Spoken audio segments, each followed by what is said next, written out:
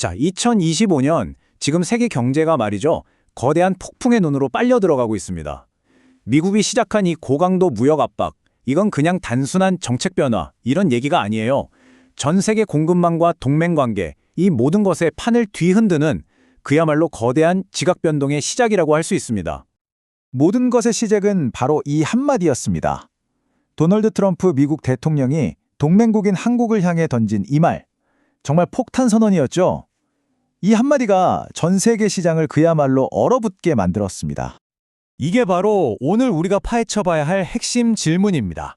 한 나라, 특히 세계 최강대국의 결정이 어떻게 연쇄 반응을 일으켜서 글로벌 경제 전체를 뒤흔드는지 그 과정을 지금부터 한번 따라가 보겠습니다.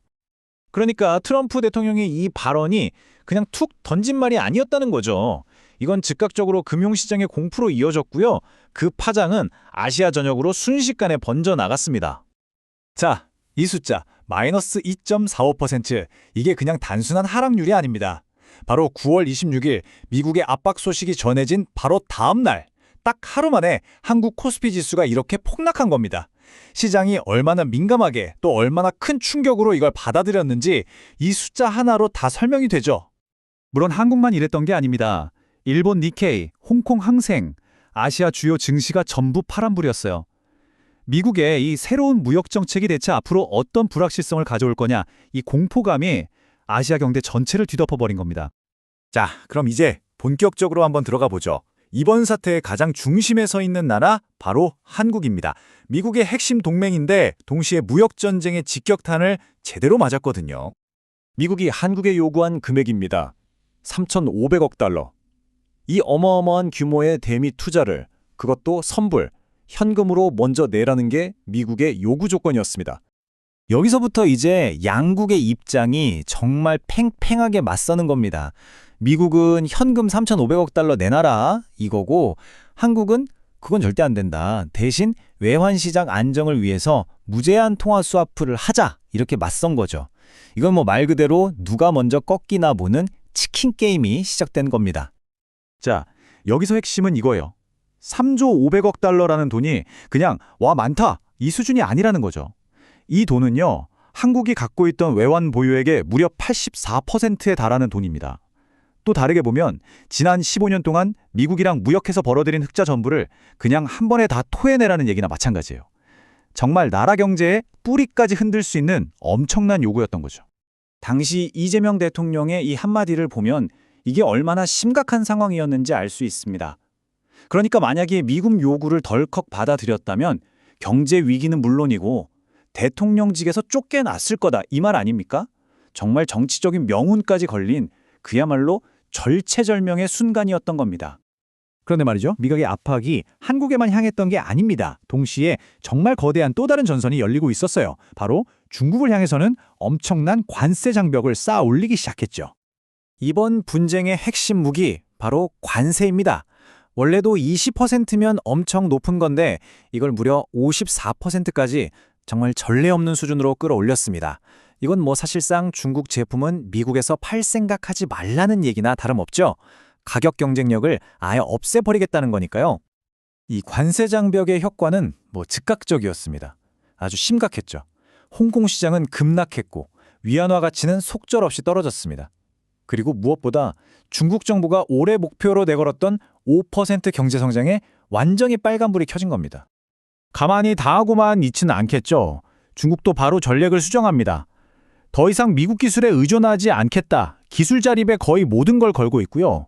또 무역 파트너를 미국이 아닌 다른 나라들로 바꾸는 데 집중하고 있습니다. RCEP 같은 영내 경제 협정을 통해서 새로운 동맹, 자기들 편을 만들면서 미국의 압박에 정면으로 맞서는 거죠. 자, 여기서부터가 정말 흥미로워집니다. 한국을 향한 압박, 그리고 중국을 향한 압박, 이 두 개의 거대한 분쟁이 한 장소에서 딱 만나게 되거든요.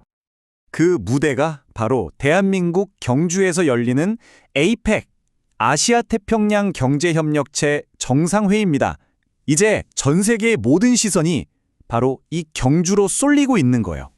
모든 갈등이 여기서 최고조에 달할 거라는 예상이 나오는 거죠. 올 한 해를 돌아보면 긴장감이 계속해서 높아져 왔습니다. 지난 4월에 중국에 대한 관세 폭탄으로 시작해서 9월에는 한국과의 협상이 완전히 교착 상태에 빠졌죠. 그리고 마침내 10월, 이 모든 문제의 당사자들이 경주에서 얼굴을 마주하게 된 겁니다. 그럼 각 나라들은 대체 무슨 생각을 하고 있을까요?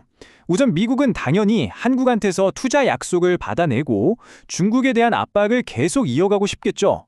반대로 중국은 미국이 아시아를 흔들고 있다면서 주변국들과의 연대를 강화하려고 할 겁니다. 그리고 가장 어려운 입장은 주최국인 한국이죠. 이 거대한 두 나라 사이에서 어떻게든 갈등을 중재하면서 우리 국익을 지켜내야 하는 정말 힘든 과제를 안고 있습니다. 그래서 사실 경주회의에서 어떤 결과가 나오든 그 결과와 상관없이 이미 큰 흐름은 바뀌고 있습니다. 이번 사태들은 세계 경제의 지도가 근본적으로 바뀌고 있다는 신호탄이에요. 어쩌면 우리는 지금 새로운 세계 경제 지도가 그려지는 바로 그 역사적인 순간을 보고 있는지도 모릅니다. 그럼 우리가 앞으로 주목해야 할 핵심적인 변화는 뭘까요? 첫째, 지금까지는 무조건 싸고 효율적인 곳에서 물건을 만드는 글로벌 공급망이 중요했다면 앞으로는 믿을 수 있는 나라, 우리 편과 함께하는 공급망으로 재편될 가능성이 큽니다. 둘째, 미국 중심의 경제블록, 또 중국 중심의 경제블록, 이렇게 세상이 나뉠 수도 있고요. 어쩌면 우리가 당연하게 여겼던 세계화라는 시대가 이제 막을 내리고 있는 건지도 모르겠습니다. 마지막으로 이 질문을 한번 던져보고 싶습니다. 이렇게 새로운 시대가 온다면 과연 전략적인 동맹이 기존의 효율적인 공급망보다 더 가치 있을까요? 그러니까 비용과 효율을 넘어서 우리가 누구와 손을 잡을 것인가, 이게 더 중요해지는 시대가 온다는 거죠. 이 거대한 전환점에서 이 질문에 대한 답을 찾는 것이 앞으로 우리 경제의 10년을 결정하게 될 겁니다.